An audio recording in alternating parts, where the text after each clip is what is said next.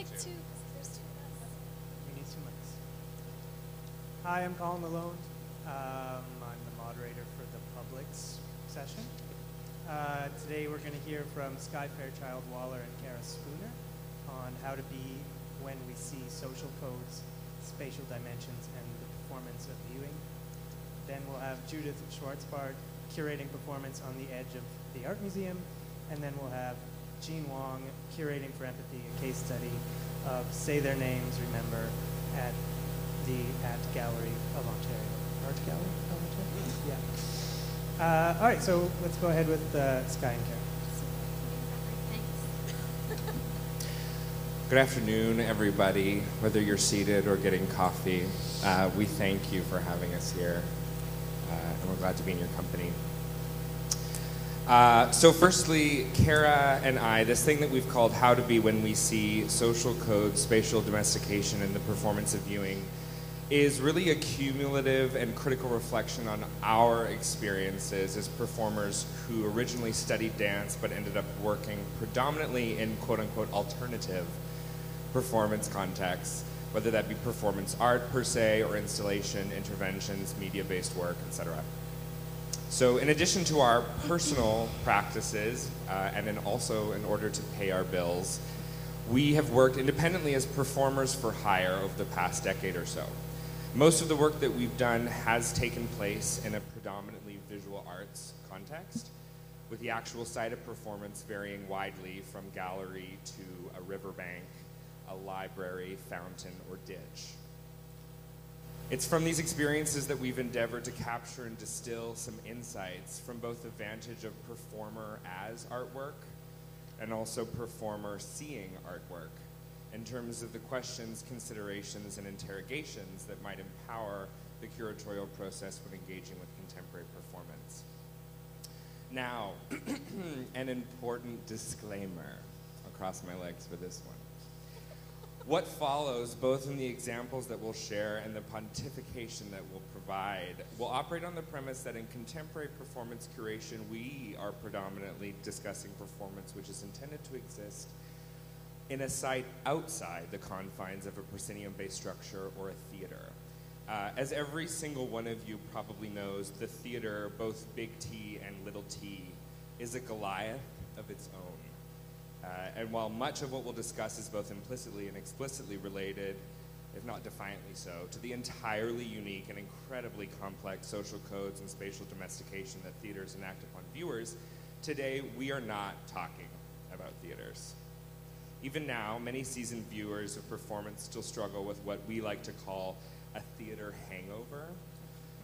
That being a way that patrons and viewers assume extensively regimented theater-like behaviors in response to viewing what they believe to be performance. But for the purposes of considering how contemporary performance can be curated in hyper-contemporary contexts, we'll need to do our best to put that hangover to bed.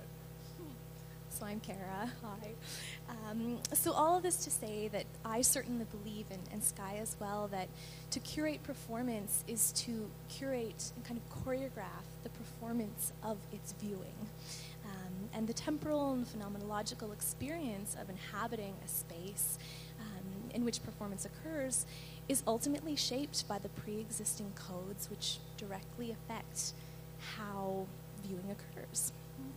And how the viewing is executed. So viewers, like some of you here at this moment, predeterminedly understand how to act within various spaces and how to encounter various works by virtue of the curatorial invitations that you choose to interact with.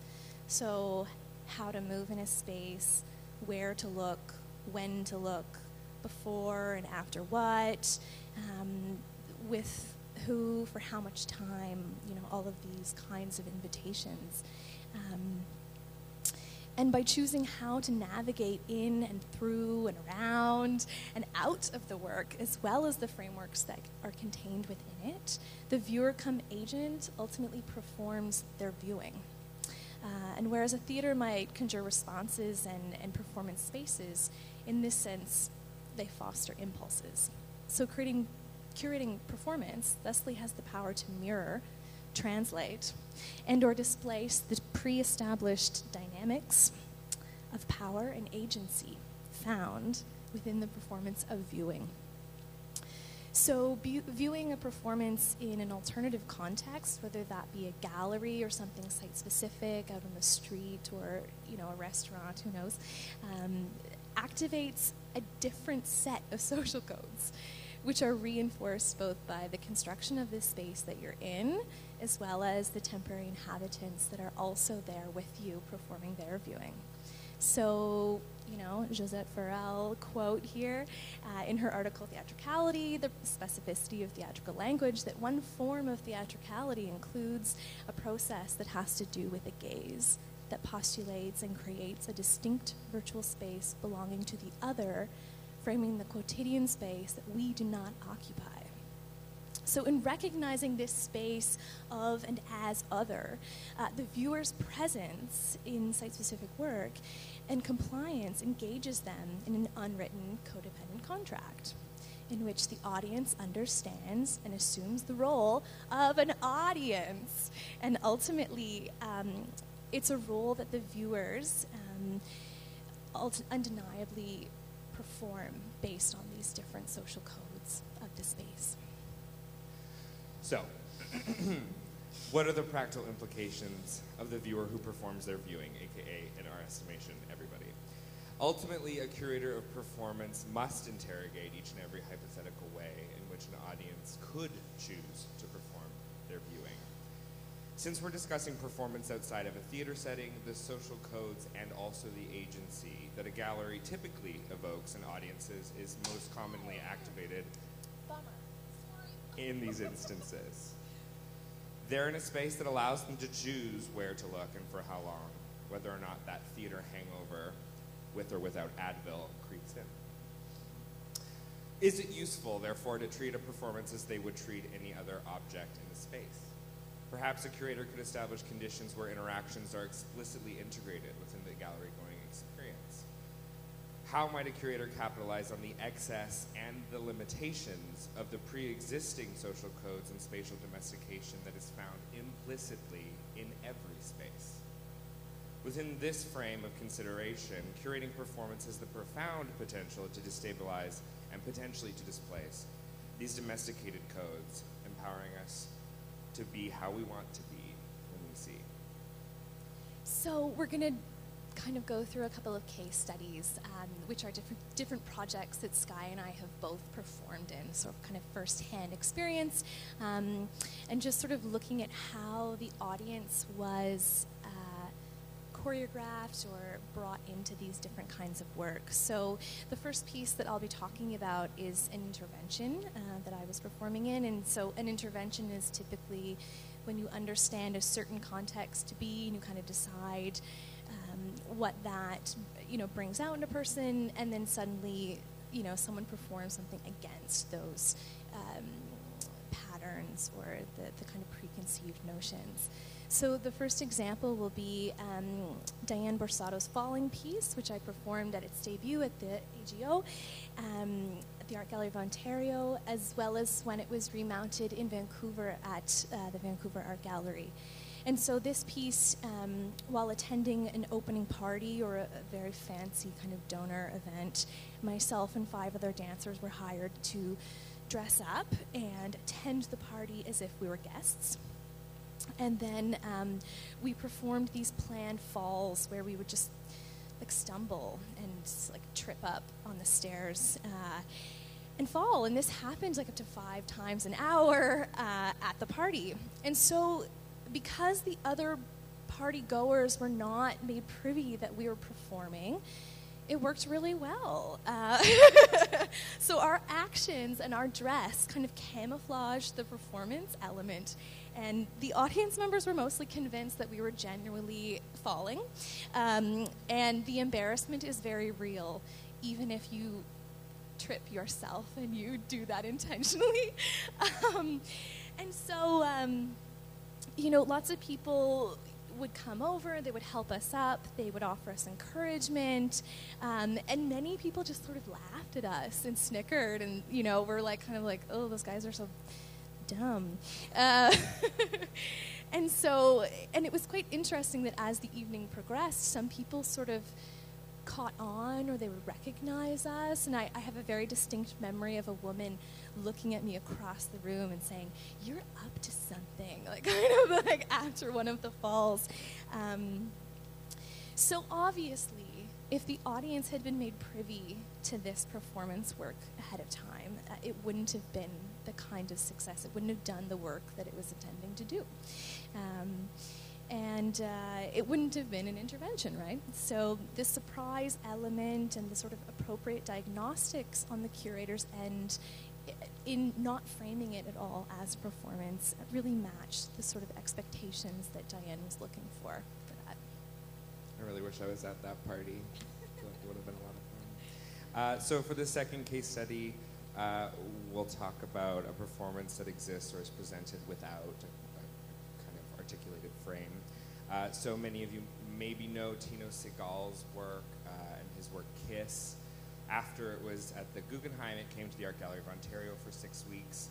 And this installation in particular requires a plain-clothed male and female dancer to execute the same incredibly painful 8 minutes of slow-motion choreography that morphs into physical manifestations of seminal artworks of the same name. So the positions of bodies in Klimt's Kiss, or Rodin's Kiss, or Barcusi's Kiss, or Kunz's Kiss. That was the kind of score that created the choreography for this work. And for every hour that the gallery was open, this performance was taking place by one of the 7 couples hired to execute this exhibition.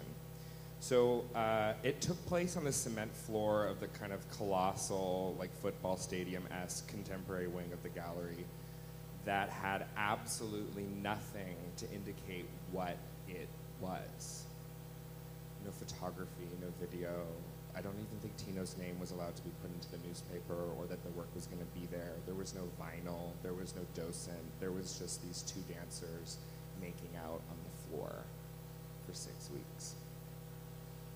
So I performed this work for a total of 36 hours over the course of 6 weeks. And for every possible viewer you can imagine, throngs of 8-year-olds who were on school visit tours, really kind of like adorable, not kind of, totally adorable, old women and men going to the gallery together, moving very slowly, young parents, awkward teenagers, any and everyone. Sometimes these people sat for a minute, sometimes they sat for an hour, sometimes they got in and got the fuck out. Other times we overheard visitors reporting that 2 people were having sex to the security guards just in the hallway outside. One time a condom got thrown at us. And adults, this was very typical, I mean, in the way that kind of, maybe young parents are really interested in culturalizing their children. Adults who had young children would come into this room and kind of like have instant post-traumatic stress disorder from the fact that they were seeing these adults kind of configured in these public displays of affection and intimacy. And when their little ones, some of which had bipedal capabilities, some of which did not, would ask, what are they doing? The parents, more often than not, like 90% of the time, would ignore them and pretend that what they saw wasn't actually existing. Some people got really angry. One middle-aged woman who had like really intense stilettos were on the floor, so there was like a very specific kind of like panoramic view. One middle-aged woman stormed out of the room, kind of like with her Farrah Fawcett hair flowing in the wind, being like, "It's disgusting!" And we just kind of kept doing it. And one, during actually also a donor event, a closed donor event, this Scottish woman in this like tweed skirt suit, who was probably 86, was totally plastered and came up to us. And of course, the pretense is that no matter what happens, the work continues. So like if someone was to choose to urinate on us, we would continue. And so she started kind of like talking specifically to me, like talking about like my body, and I guess my Calvin Klein like underwear was showing a little bit. And she was like, look at that underwear. Like, and so she was really kind of going at it. And then she kind of leaned down in this like tweed suit and gave me a noogie and said, "You're awfully cute." So some people hid in the hallways, some people would peek around the corner, some people would sit next to us cross-legged. Some people cried, sometimes people spoke to themselves. Some people spoke to us, and when they did, we wouldn't and couldn't respond. And a lot of people asked when it would be over. So what about participatory, sort of site-specific performance? How do you get an audience involved, and what cues does a curator give to assist in blending that kind of audience-performer divide, and what motivates the interaction and transition from the performance of viewing to the performance of doing? And the case study that I'll use is a piece that I made a couple of years ago with Adriana Disman and Andrea de Keyser called The Self-Love Ball, which took place at the Gladstone Hotel in Toronto. And, confession, the piece came out of a practice that I did when I was quite heartbroken, where I would, put on love songs and like dance and cry, and I would sing the lyrics of the songs like back to myself, like all the yous became like me, and it was just something that I did, and in developing this we thought, we should attempt to share this with people. It's so strange. We were trying to figure out how to share this very strange and personal kind of practice, and so the ways that we helped people as the kind of curators of this event in a way is we just brought lots of different ways that people could understand sort of what it was all about. So we made signs that outlined kind of what was happening. We had these little dance cards that we would tie around people's wrists as they came in, and the dance card was completely full of like me, myself, I, like, it's completely taken care of. We had a baggage check where participants would write on little cards just things that they thought held them back from loving themselves, and then they could sort of put that in this room and leave that there sort of indefinitely. And we had a conversation with each person that came in, so they sort of had all these various steps along the way that kind of cushioned and brought them into the work so that they could maybe feel welcome to participate. And the room was quite small, so even when you got in, if you chose to sort of stand back, you were still sort of in the action. And it was a 12-hour kind of overnight event, and we had people that stayed the entire time, so that was really exciting and surprising. And we hoped that all the various instructions that we gave to the audience, assisted them in the choreography of their sort of viewing and then in their doing. And we also didn't have an agenda, which I think is very important with participatory work, that, we didn't really care how people or how deeply people went into this practice, and even if they just popped their head in, that was enough for us. And I think that really also assisted in welcoming participation. So in order to interrogate both our own expectations and our viewers' expectations, Kara and I have tried to explicitly, as much as possible, look at the performativity of audiences or audiencing or performing viewing. And several years ago, we went to Zurich to create a performance that did just that. So we made and delivered 500 invitations, paper invitations, and we delivered them to a certain postal code region, which was around the dance house there, inviting citizens to perform on a certain day during a certain time. And the invitation just said, please perform in any and every way that you can, which sort of, we hoped gave people kind of freedom to interpret how they understood performance, whether that was sort of like bringing their tuba out on the front porch and performing, or if it was just sort of performing their everyday actions. And key to this was on the invitation we had included a little line that said that an audience would be touring this postal code region, this area, and that if you needed an audience for your performance, that they would come and find you. So there were 3 performances of the work, and the audience that attended each one, I mean, as is pretty prototypical with synergistic situations in general, they all adopted very, very unique ways of interacting with this kind of proposal and the task at hand, which was to audience as a verb. So the first group that we had was incredibly quiet, incredibly meditatively precious about being in this like outdoor museum, wondering if like a tree had arrived just for them. And the second group sounded like much more like a frat party, kind of like they might have been at a football game, like, yeah, everything's performing for us. And the third was much more kind of autonomous. It was like highly individualistic how people were choosing to interact with this moment. Mm-hmm. So ultimately, there was no performance for us to view, right?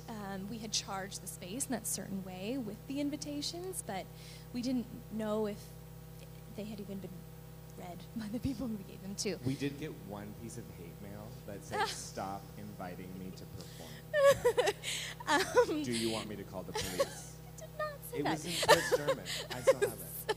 So because of this, the performance, was this group of people kind of touring around. We became the spectacle, and it was really lovely. We saw a guy fixing his bike, and then, his bike chain had fallen off, and when he got back on and rode away, everyone clapped for him. We went through this schoolyard, and there were these children playing, and everyone was like really methodically viewing the patterns that these children were making with their running. A lot of homes were just, the curtains were drawn, seemed like no one was home. And a lot of viewers reveled in the opportunity to, like I said, navigate these outdoor spaces like they were museums, like they were sanctified spaces in which to tour ever so patiently. This was my favorite one, where we heard a piano being played from a third-story window or something, and when the sort of music stopped, everyone on the street, the audience that we were performing as, started clapping, and it was like every single head out of all of the windows and all the floors popped out, and we're like, what's going on? Like, where's the performance? And someone from the audience was like, you're the performance! And, it's just like a really lovely example. One point in time, we came across a man. It was in August in Switzerland, and it was very hot. And he was pouring water over his head, like very kind of like rhythmically. And it occurred to me, like, oh my God, this is a baptism. A lot of people who were performing as audience just got very bored. And though the performances that we saw, as Kara mentioned, may have been futile, much like just as our commitment to finding them was.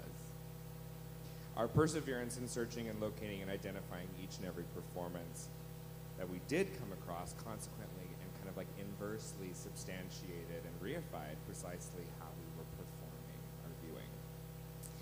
And just to close, this idea to curate performance also includes the idea of the performance of its viewing and the kind of choreography and curation of that viewing. Thanks very much. Thanks, guys. We're going to move on to Judith now on curating performance on the edge of the episode.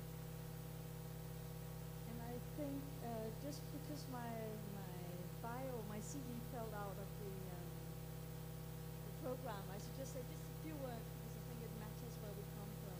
And I'm basically coming from the visual arts, worked as a curator for a while, and is now back to research, you can say. So that will probably affect the position I speak from. Initially, the idea for this presentation was to make it with a colleague I'm also co-curating with. So Sanne Krogh was also mentioned in the program, but it will have to do with just my side of the story, I'm afraid. Right. From a visual art perspective, contemporary curating has two distinct genealogies, at least two. One that grew out of the museums care for their collections, and one that emerged from more independent and critical practices, sometimes carried out under names by people calling themselves exhibition maker, art critics who happen to do exhibitions, or artists doing exhibitions, or artistic practices that in many ways are curatorial. For instance, like the conceptual artists who work with institutional critique in several directions. There's no room here to address the differences, but it's just to point out that the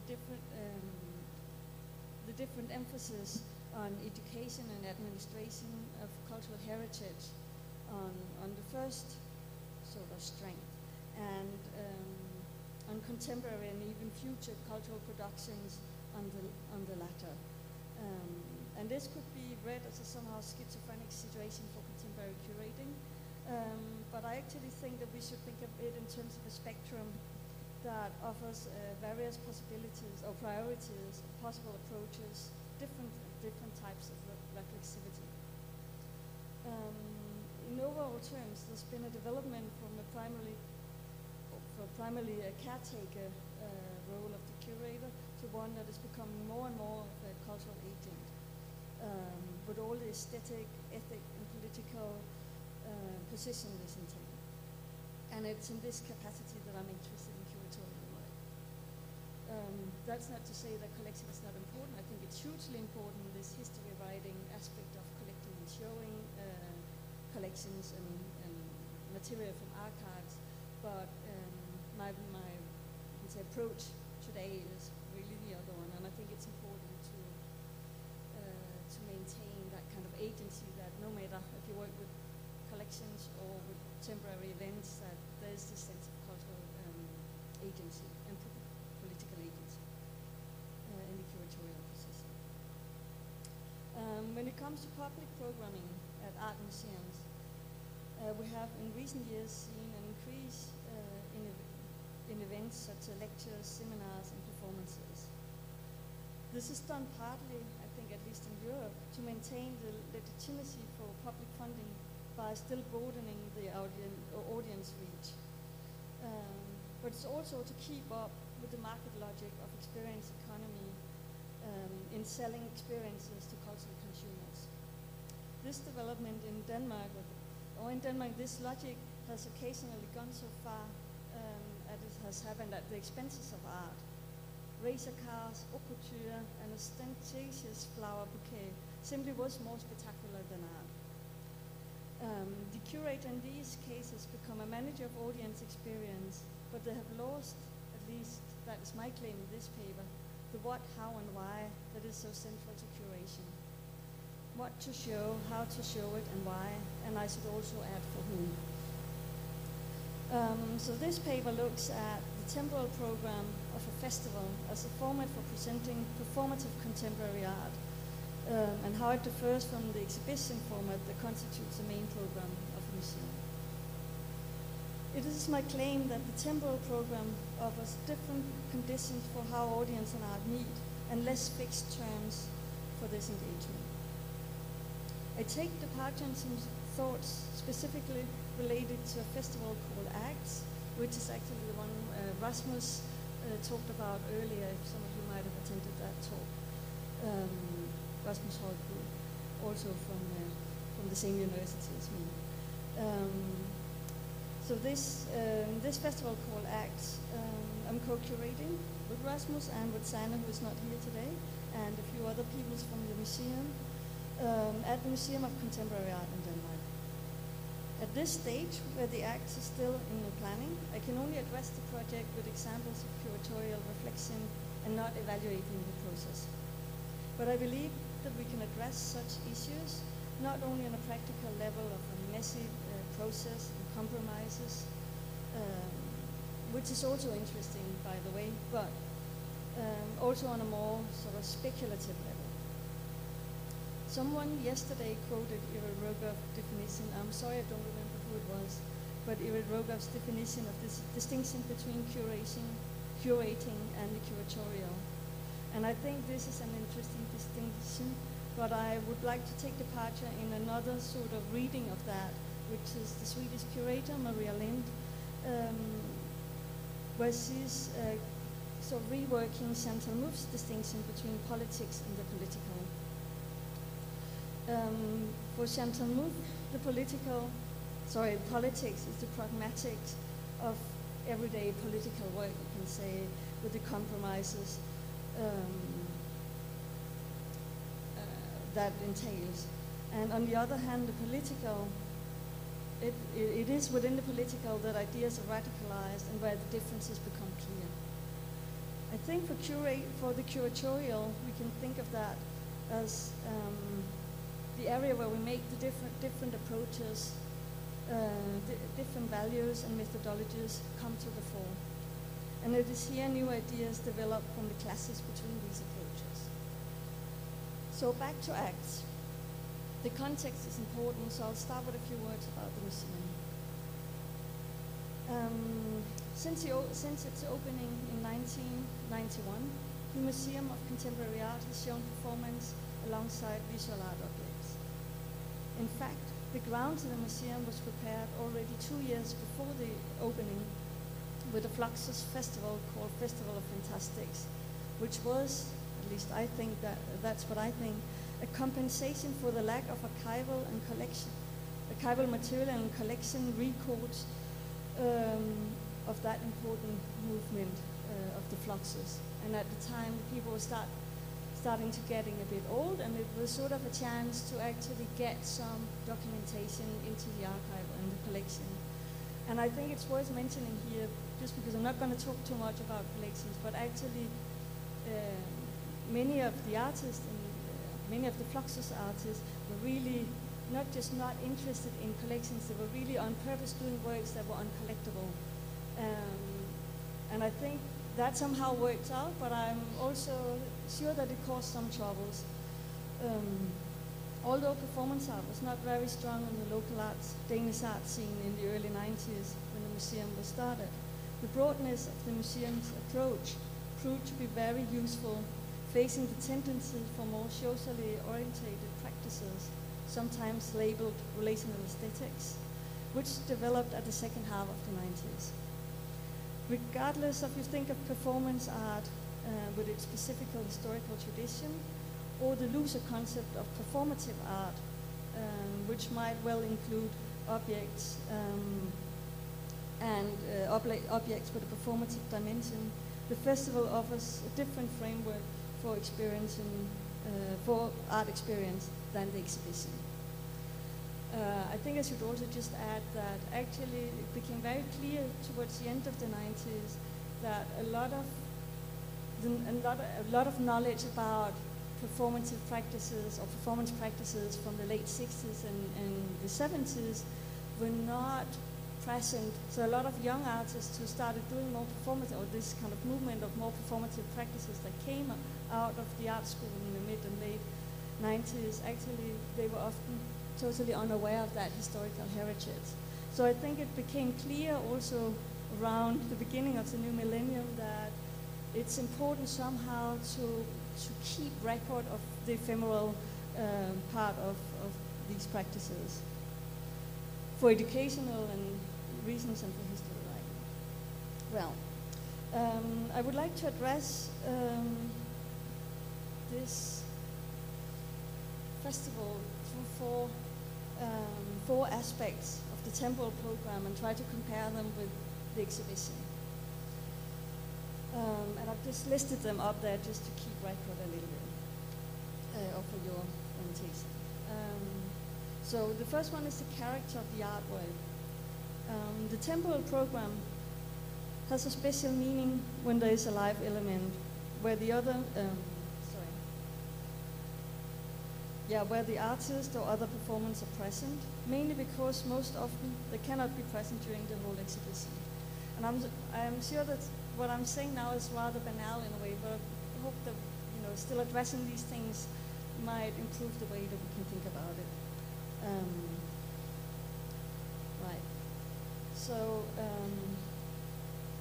of course, as we have also heard today and yesterday, there are in exhibitions often performative art practices presented.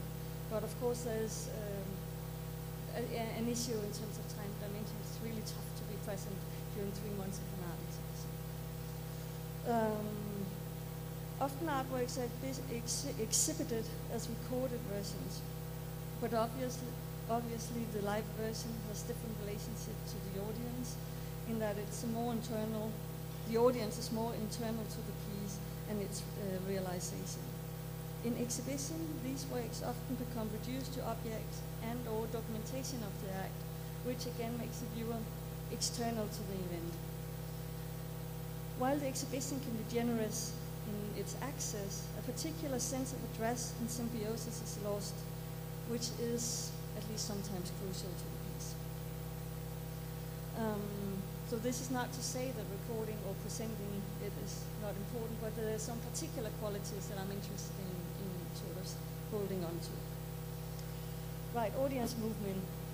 While in exhibitions, the visitors move around according to their own pace and order, individually or in small groups, the temporal program structures time and movement more, although still less than a theatrical situation. And it creates that temporary community we call audience. And you're probably aware, but within the visual art or art history, we tend to talk about the viewer or beholder, which is somehow a different concept. I'm sure that these things are also changing a lot in these years, but it's just interesting to be aware of. The regular museum guests are used to use the freedom of movement and are less obliged to their seat or their place than most theatre goers. It therefore works well to place different performances and events in different spaces and locations in and around the museum. But it also means a curatorial challenge to communicate directly or indirectly frame psychological and temporal shifts in the program, so that audience, for instance, does not give up too soon on durational performances or think that they're missing out on something more interesting somewhere else. So specific situations. When we curate exhibitions, we often think in terms of contextualizing works. The temporal program offers a chance to work with different locations and their implicit social codes. That's something you also just talked about before, I think. Take, for instance, Acts 2014. Here we use the exhibition galleries, some adjacent spaces indoor and outdoor, a local music venue, mainly for a stage program, a public library, and urban space. These spaces already have a community, social codes, specific ways to engage with what happens there. But when programming these spaces, we also intervene in these existing structures and potentially, at least briefly, change them. So this shows up. While the exhibition is still, in its still prevalent high modernist form, has a strong individual mode of address, the temporal program, as the performative arts in general, has a more social outset. One that actually fits well with a lot of contemporary art. And here I'm thinking of the more contemporary visual art. But not only does the artworks or the artist approach an audience as already community, it also generates particular community, particular forms of sociality, and specific moments of encounter. So I'm going to talk about 2 examples, and I should say, for the sake of the argument, I've chosen 2 more politically direct projects, which have a very sort of particular, I would say, mode of address. And they're not representative for the festival in general, but hopefully they will sort of emphasize the point I'm trying to make. Right, the first one is Andrea Geyer, Comrades of Time. She's a New York-based German artist. In this performance, 7 women in turn recite monologues composed from speeches, letters, and essays by architects, writers, philosophers, and political organizers from the era of the Weimar Republic. in general. You're probably aware of that. I should say that the images are from an earlier performance she did as part of the Whitney Biennial.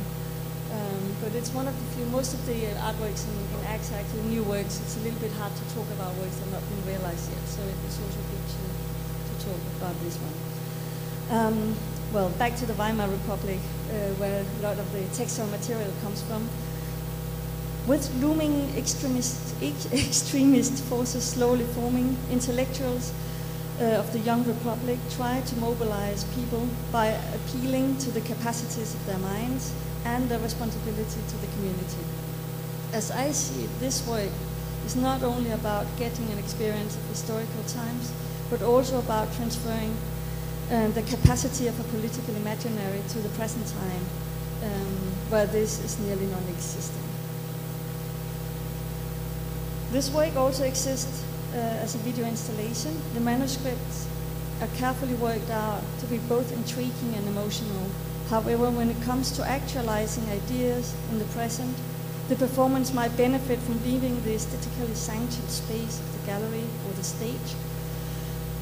We are therefore setting up this performance in the large aula at the local public library. So, combining the audience from the festival with the library users, we hope to generate a social situation that matches the character of the work, that balances the personal desire to listen with the collective thinking about the future of our society. Example 2. Bonnie Fortune and Brett Bloom has this piece called Powerless PowerPoint. A is for Anthropocene, I think it's the English word. And again, this picture you see is not from the performance, as it's not happening yet. It's actually a small-scale prototype of one of the elements that are part of the performance. The work is a mobile slide presentation designed to be shown in public space. It's inspired in part by a phrase from Tom Bendler's book from 1976, The Environmental Design Primer. The phrase sounds, "We seek a lower standard of living for a higher quality of life." The artists have replaced the ubiquitous PowerPoint presentation with an electricity-free presentation system.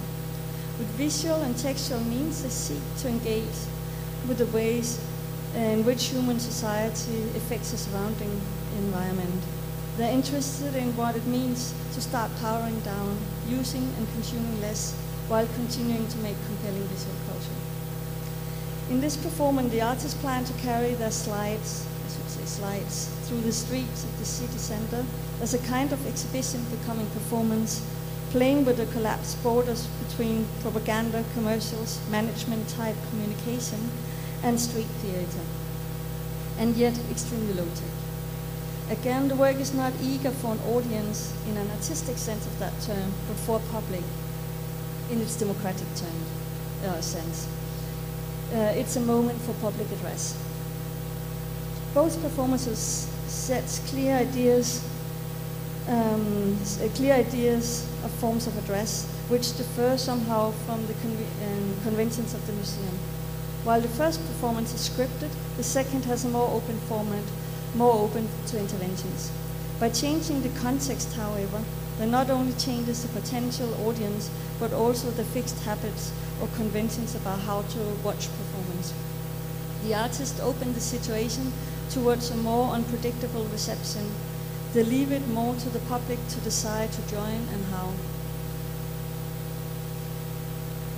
In these situations, people are not audience first.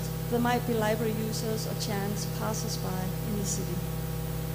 So to try to conclude this paper, the temporal program offers a radically different audience encounter than the traditional one-to-one of the exhibition, or I should say at least of the high modernist type of exhibition.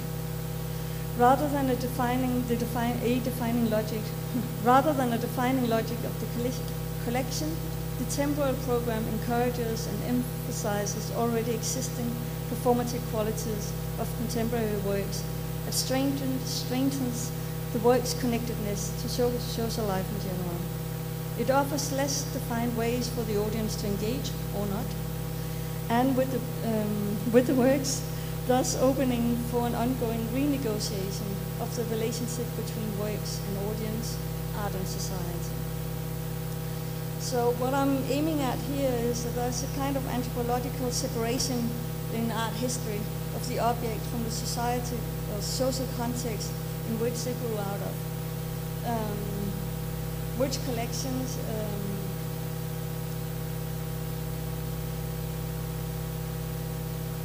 well, and I of course that is it also offers a certain sort of inward looking of the quality of art. I, as an art historian, of course, fully aware of that. But what is important here is that the temporal program does not really offer that separation. Here, somehow, the social life is born with the artwork from its very beginning.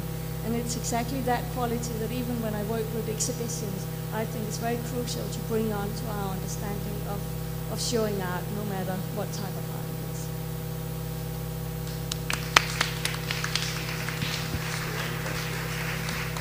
Thank you very much. Okay, now Jean's going to go ahead and talk about curating for empathy. She's just going to set up real quick. Yes, all right. So it's the last talk of the afternoon. Oh, am I really loud? I just saw some people completely.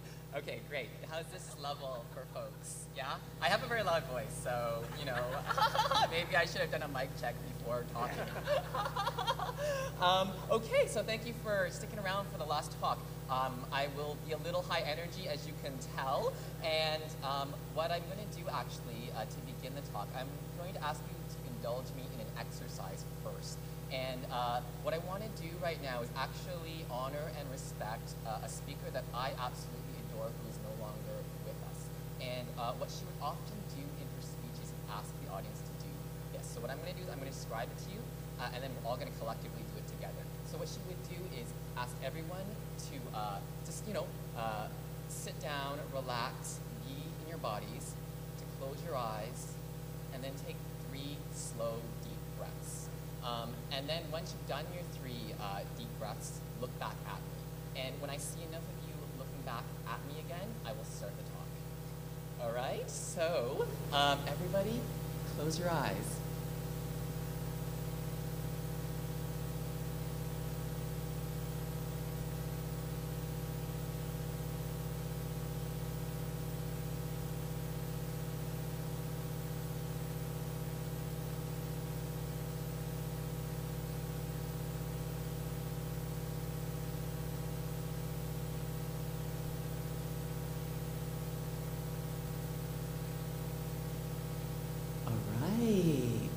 So what I'm going to do today is talk about curating for empathy. And, you know, for me, as both an artist and a curator, I really believe strongly in knowing where I've come from, where practices come from, what's been done before me. And what I just did was I repeated an exercise done by an academic in Toronto named Roxana Ng.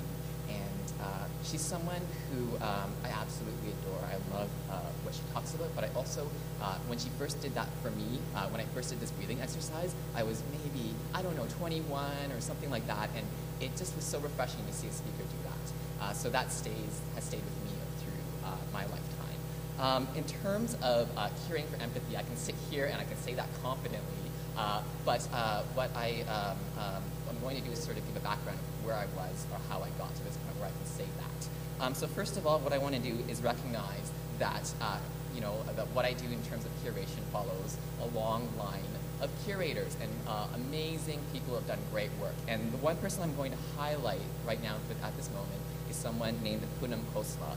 And what she did was she was artistic director of a festival in Toronto called Desh Pardesh. And this was in the 90s. A really big festival that programmed work by queer South Asian artists. I am too young to remember that. I never went to a Desh Pardesh, but the reason it is so important to me is when I first started as an artist and I started going around from city to city, I almost every city I went to, whenever I met someone who was queer and South Asian, and I told them I was from Toronto, their eyes lit up, and they said, "Oh my gosh, I remember Desh Pardesh. You know, I remember this act that happened there. I remember this, that," and it was, 10 years later that these moments at this festival stayed with these people, and it didn't matter if I was in Dallas or the Bay Area or New York or Vancouver. People would say this, and that has sort of been one of the guiding lights for me in terms of how I want to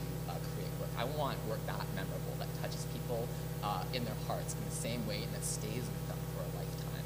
So that's one of the things that I feel Pomona has been able to do with Desh Pardesh. And the way I think she did it was by using empathy. What exactly do I mean specifically by that? Well, you know, empathy actually has a few ways of interpreting it. You know, it's emotional, it's about getting an attachment to something, and it's also sort of peering in and being part, seeing sort of the world from someone else's shoes. This is, for example, is a quote by the wonderful Jan Martel, and how he feels literature, but I think all art is about that sort of understanding the viewpoint of another person. And I've included this image here of, you know, two brains almost connecting and melding. And when you have that sort of emotional understanding, those are the things that happen, right? You really, really feel these sort of attachments. So a little bit about me. I think there are sort of three main things that I've done that have really influenced how I currently curate. I'm going to start in the, oh gosh, I'm going to mess this up, the bottom left-hand corner. Is that right? Yes? It's the left-hand corner, the red sign, Asian Arts Freedom School. Essentially what that is I'm an artistic director for this community arts organization, and it is geared towards queer youth of color, emerging artists, and it's something I've been doing for about 10 years in Toronto. And what that's done for me has really given me a community, part of me a community-minded focus, the ability to understand how to access communities and how to listen and dialogue with communities that I feel I belong to, but also that that I have intersections with. As a side note, one of the things that's wonderful about Asian Arts Freedom School is that you know, it grows, people take on, and we're actually starting one in Montreal very soon. So I'm very, very happy that there's folks in Montreal who are going to start or are interested in growing that organization. The second thing that I do is in the other corner, which is Eventual Ashes. This is my professional interdisciplinary performance company. And with that, that's where, you know, I'm also a theater director and also create performance art. And it's with Eventual Ashes that I do this sort of professional work. And we've worked with larger institutions like Canadian Stage and Harbourfront Center and here Art Center in New York through Eventual Ashes. And finally, the other organization, the other company that I work with is Buddies in Bad Times Theater, where I am currently a co-curator for Insatiable Sisters. And that is a festival for queer women and trans folks that we've revived and brought back to the company. So these sort of three areas are how I access, you know, the way I view things and how I curate. So in the abstract, as you noticed, what I wanted to talk about today was my work with Ai Weiwei and the opening performance that we created for his exhibition at the Art Gallery of Ontario. And I am going to talk about that, but what I'm going to do first is give you a special bonus, a secret, you know, a little secret bonus that I never mentioned before. I'm going to talk about something else first because I think it applies and helps you. Oh, and Jane's looking at me nervously, wondering what I'm going to say. And I think gives a little more context to the work with Ai Weiwei. So actually, what I'm going to talk about first is Insatiable Sisters. This is my beautiful and talented and incredibly intelligent co-curator, Kim Crosby. what we've done is essentially brought back a tradition at Buddies. So a little bit of history on Insatiable Sisters. Oh, one thing I should qualify. So it was originally known as Strange Sisters, and we've just renamed it for this season. So I will interchange those two, Insatiable Sisters and Strange Sisters, but I mean the same thing. Strange Sisters was this incredible event that was really, really popular with queer women in Toronto in the 80s and 90s. And in about around 2005 or so, about 10 years ago, it ended, and it wasn't at Buddies for a really long time. And we were charged with the task of bringing back Strange Sisters, reviving it for the company and for the season and for the long term. So for us, I personally actually had a chance to perform at one of the very last Strange Sisters way back when I first started as an artist. So I had a connection, I had a memory of it, but I didn't understand the full scope, or wasn't there for its heyday.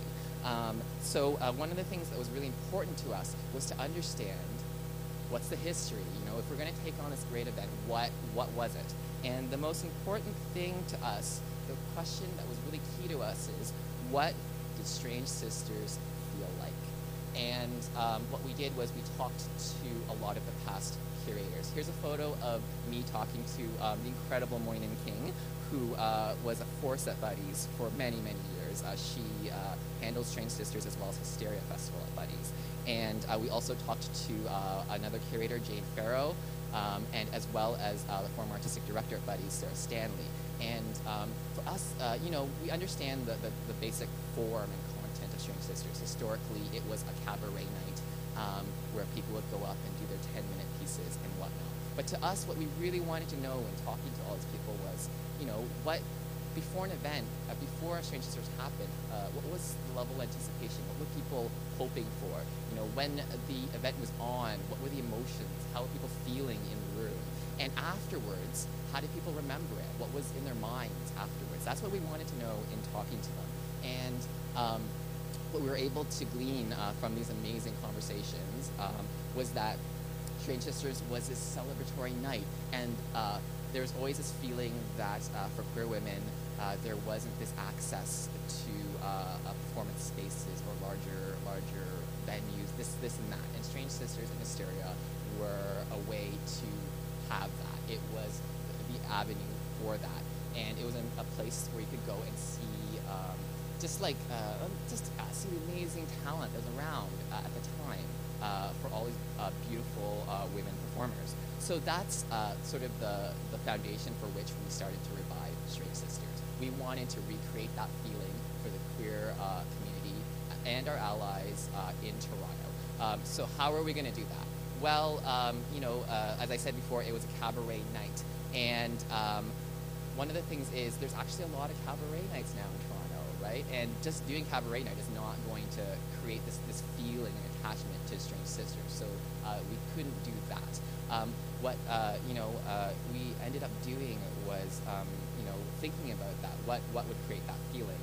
And what we ended up deciding was part of it was in our choice of performers. So I'm going to show you, this is one of our preview images that we used to promote the event before it happened. And in selecting performers, what we prioritized were people that were incredibly talented, but weren't necessarily getting the opportunities or the development time that we felt they deserved. And there was a wide array of criteria for that. What you can see most obviously is there's a diversity of background, ethnicity, and race in this picture. But we also prioritized things like ability. So there was specific pieces on people who walked with canes and did that sort of thing. Were completely physically mobile. We also prioritized people who were in the sex worker industry, as well as people across a spectrum of gender identity. Things that we felt were really bubbling to be put on a stage, but weren't quite there yet. Essentially, in doing that, what we created was something that was significant for folks in the community to be excited about. So one of the ways that we measure this excitement, which I think is really useful now, is through social media. So it's just examples of how this created hype amongst folks in Toronto. When we put up our first preview image of Strange Sisters last year, that photo got 600 likes on Facebook. When we put up our event page for the event, within the first hour, 200 people replied that they were coming. And that translated to ticket sales. We sold out of the event 4 days in advance and had a standing room packed audience. So, this hype was there and people really wanted to be part of it. The other way in which we created this sense of something special with the event was we took these performers and we interweaved their stories, and we created sort of a night that was flowing from performer to performer, and they would show up not just for one 10-minute segment, but they would show up for 3 minutes here, 3 minutes there, that sort of thing. And we also, because of my theater and directorial background, gave full production quality. So here's some stills from the event. And as you can see, it's an immersive experience. We surrounded the audience with the performers, and at various points they popped up all over the Buddy's chamber. We gave scenic design. As you can see in the top corner, we had an aerial artist, and we gave projection and set design elements that just created magical moments. So by doing this, we heightened the cabaret. Almost, I called it a super cabaret performance experience as a way to sort of describe the night. And it was a beautiful evening, and the response was wonderful, and it's something that we're going to continue doing in Toronto. Okay, so on to Ai Weiwei. How am I doing for time? Am I 6 minutes? Okay, so on to Ai Weiwei. This was a very, very enticing project for me to take on. One of the things about it is that Ai Weiwei can't leave China right now because of the government not giving him a passport. So in this, he has this amazing exhibition that's at the Art Gallery of Ontario, but he can't be there. And what we wanted to do was create this really huge event to sort of open it as another way to sort of, have a great opening. So what we decided to do was focus on his work on the Sichuan earthquake. And what Ai Weiwei did was essentially when that earthquake happened, there wasn't a lot of news or reporting on what was going on the ground. And he went down there and he led a community movement to report on the names of the children who passed away in the earthquake. And what he did was he based a lot of his artwork on it, and he published it on the internet. And this is actually what got him in a lot of trouble with the government in China. But he also made incredible artwork. He took a lot of for example, the collapsed buildings, the actual buildings, and turning them into sculptures. He created a whole wall of names of the children. You can see that in the background of this picture. And what he does is every year on the anniversary of the earthquake, he tweets out and says, let's remember these children. So as for our opening performance, what we decided to do was respond to that. Okay, Ai Weiwei is tweeting this out. Let's do that. Let's all remember these children. Let's say their names.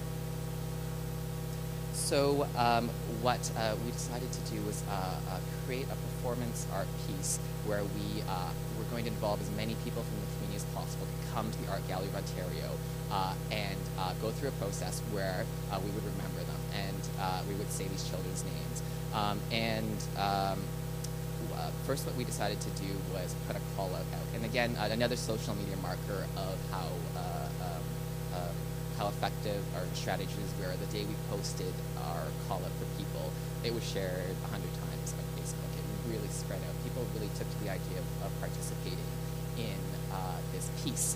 We had a goal of getting 500 people to be part of it, so everyone would read a few names. And we did meet that goal. And it became a whole process where we created a whole dialogue with all these people about this event. So we held community gatherings before the night, and these were amazing events where I essentially went in and I originally thought I was just going to explain the process of what was going to happen logistically on the day of for all the participants. But what it turned into was this incredible place where people, it was so emotive. People started telling us why they were so drawn to come and remember these children who passed away, and people were crying, and some people were actually there during the earthquake, and they felt this impetus that they really wanted to remember, because they felt like a lot of folks in their own province didn't even remember this earthquake that was 5 years ago. So it was these incredible moments where communally people were being emotive, sharing their feelings and their attachment to this work. So what was the actual day? It was on the opening weekend, and we decided to read the names of 5,000 children who passed away. We involved 500 people, and it took 5 hours to go through. And for each person, it was not just simply walking up to a microphone and saying a name. It was a whole 1 hour immersive experience that was invoking rituals, Chinese rituals of honoring the dead. And it started in the basement of the Art Gallery of Ontario and weaved its way through 3 levels through the Ai Weiwei exhibit. And it was a movement-based piece, so we had dancers leading them through the gallery space. And the main idea is that Sichuan, if you imagine the Ijio as sort of from the top down as a map of Sichuan province, Sichuan's known for its rivers in the province. And what we were doing was we were leading people along these river paths, winding around the Art Gallery of Ontario. And the place at which they read the names was the epicenter of the earthquake. So this is halfway through the journey in Walker Court. And there's our dancers there, and they've just led these folks into Walker Court. And in Walker Court, what we did was we simulated sort of the shaking vibrations that happened during an earthquake. And we also evoked rituals of a temple, a space. And that happened numerous times throughout the day. Here's a picture of the actual, within the exhibit, where the folks read the names. And as I mentioned, the sculpture he used with the collapsed buildings, that's actually where you see on the bottom, that's the sculpture, that's the actual materials that fell on the children. And we positioned them so they would be in front of the wall of names, standing on the debris. And it was this incredible evening where folks did all sorts of different things to honor them. Some people would get up there and they bow to the wall, and then read the names. Some people would do whatever was meaningful to them in a ritualistic way. And it was this incredible communal event where people were just allowed to remember and take their time, and really, really, really beautiful. And I guess I will wrap up there.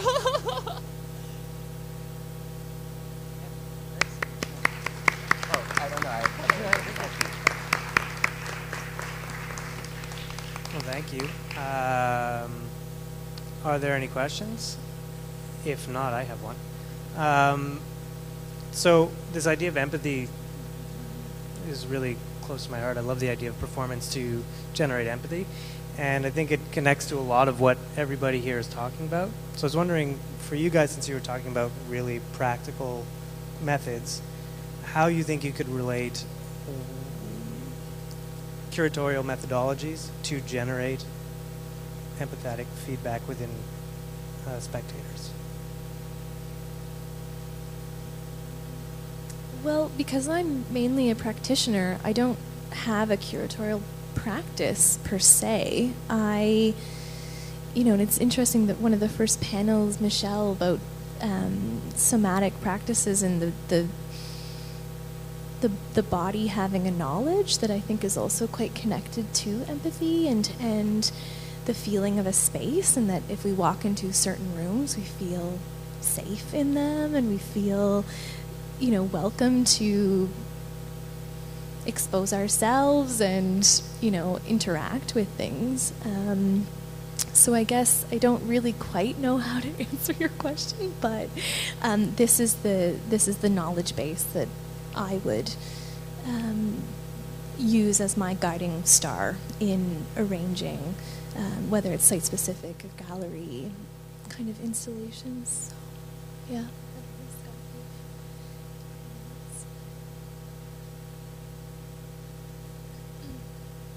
Well, I think empathy can be good, but in a way it can also be good sometimes to generate the opposite, which might be moments of confusion or even sort of repulsion. I think that is also, some artistic practices use that strategy, and that is just as legitimate. So I think for me, different curatorial gestures or approaches fit to different types of artworks. And of course, I mean, in this, what you talk about, it's crucial. It's important when in this, I think the whole sort of thinking about what a ritual can be in a curatorial sense, I think that's very important. But also, I mean, I was quite interested in your first example, this whole thing that you also create, or not necessarily create, but that you create some circumstances for a particular community. And I think that's crucial. Also that the empathy might be in relation to the artwork, but also in relation to each other as co-audience, as fellows in a shared experience. And I think that's something that is very particular when you curate performative arts and performative practices. It's that sense of kind of parallel experience. Part-taking is different somehow. And but I mean, I think if you look at the avant-garde, it's not necessarily empathy, it can be the opposite. There's been a lot of repulsion as a conscious strategy.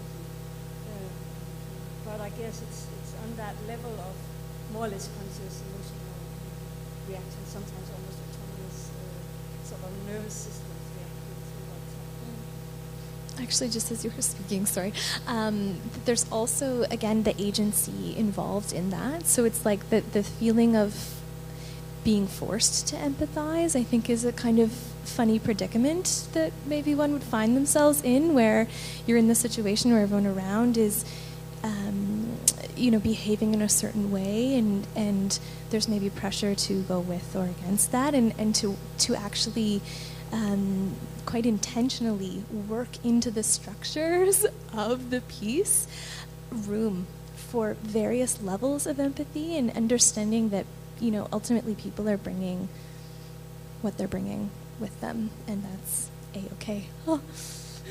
Just to add that, I mean, on the note of kind of curatorial strategies, insofar as I think it is always precarious and a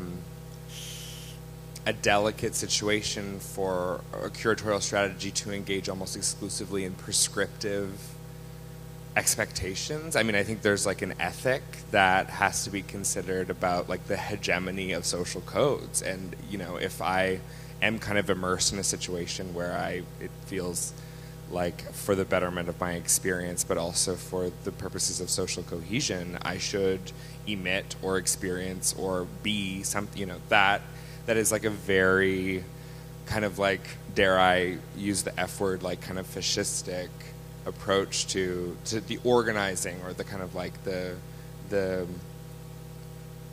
strategies of kind of organizing experiences.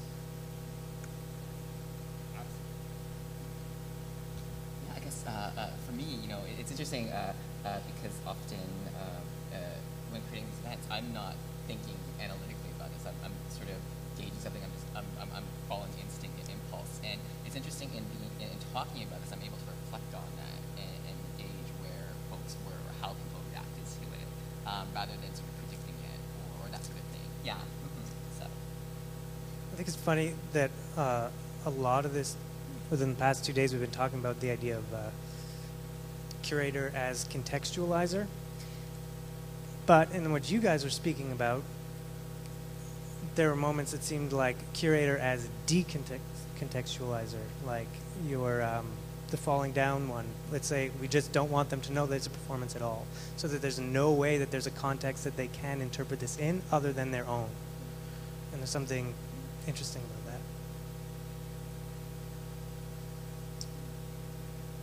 Any questions or comments?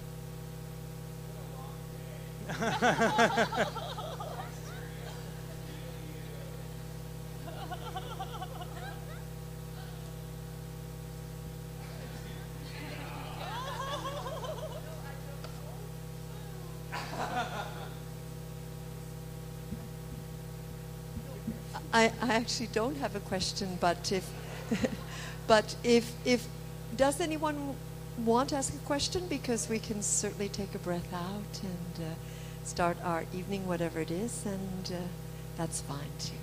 So, questions here among yourselves? And last call for questions. And I think there is, yeah, ticket left.